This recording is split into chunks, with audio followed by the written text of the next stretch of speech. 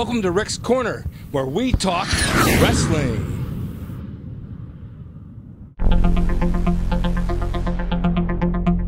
Hi, and welcome to Rick's Corner. I'm broadcasting today, as you can see, from Santa Monica Beach, and I'm actually here. There's a pier somewhere there in the background, and I happened to come down and I ran into the equalizer again. I want to do a little interview with him. I have a list of questions I'd like to ask him that maybe he can tell you in his own words how it was when he grew up down here. My first question is, Mr. Equalizer, it's nice to have you here, and I want you to tell the friends out there, this is where you grew up, isn't it? Yeah, this is where I grew up. I was down the street about maybe half a mile on the beach. I had the beach on one side of my building, and I had the gold gym on the other side. Nice. It's absolutely gorgeous down here. Train. It was a great life. As you can see, it's gorgeous down here. Well, tell us your daily routine when you lived here. I know you just lived a few blocks down. What you did when you got up in the morning and how you spent your day as far as bodybuilding and wrestling. I know they'd like to hear about this. Well, I'd get up in the morning, and Arnold Schwarzenegger would pick me up for breakfast. We'd go to Zookie's Deli, and then we'd hop down to the gym and train really hard, and then maybe take a walk on the beach, have lunch. I'd go home, or actually I'd lay in the sun for a little bit, go home, shower, get dressed, and get ready to go to wrestle at night. I mean, it was like we had 6 towns a week, and so that was my daily routine. It was great. What more could I ask for? Wow, what a life. Yeah, what a life is right. Oh man, that sounds so good. Yeah, it was great. I have another question. Yeah, you trained with Arnold back then for several years, and he was training for the Olympia, and you were also wrestling. Did he ever show any aspirations of becoming a wrestler? We'd like to know if he had desire at all to do that.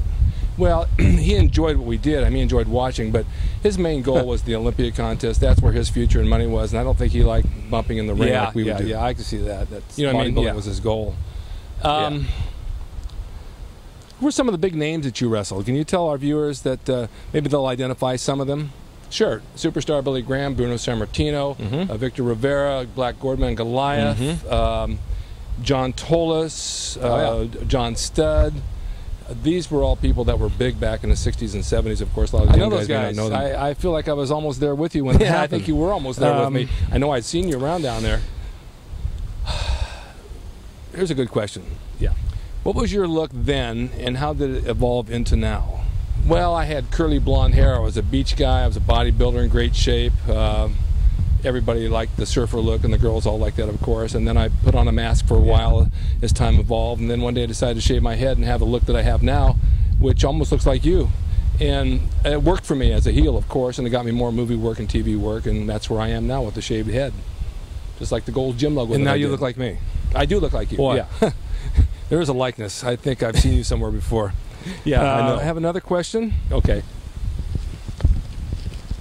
I had to write these down because there's so many. Yeah, I know. It's hard to memorize all that stuff. During those wrestling years, you did a lot of TV commercials and films as well. And tell the fans out there how you supplemented your income with those commercials. Well, I wrestled at night, and I did auditions during the day, and I booked quite a few TV commercials and in quite a few movies. I was in the movie Ben, and I was in the FBI series, and one thing led to another, and it brought me residuals and royalties, weekly checks, and when I wasn't getting the weekly checks, I collected unemployment, and I wrestled at night. It was a great lifestyle. I had money coming from different avenues, which allowed me to live the freedom I did on the beach and train. Well, you couldn't ask for a better lifestyle than that. No, you can't ask for a better lifestyle than that. And why did you retire, and how old were you when you retired, and what was the reason? I was 58. I had tore one of my quads off my legs, fell out my back door the 5th day after, and tore my left quad. I couldn't walk very well for almost a year. I was a wheelchair walker and that, and I decided to retire and just run my school and pass on my knowledge to the younger guys. Worked for me.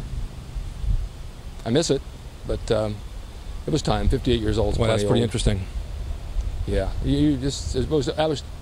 that was a highlight, though. I actually. Well, it's great having you here. I know the fans like it, and thank you.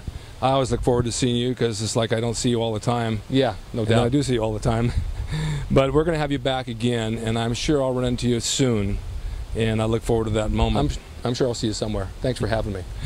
Okay, here at Rick's Corner, I bring it to you every week, something new, and I was happy to bring back their equalizer again. I hope you enjoyed it. Stay tuned next week for another version of Rick's Corner.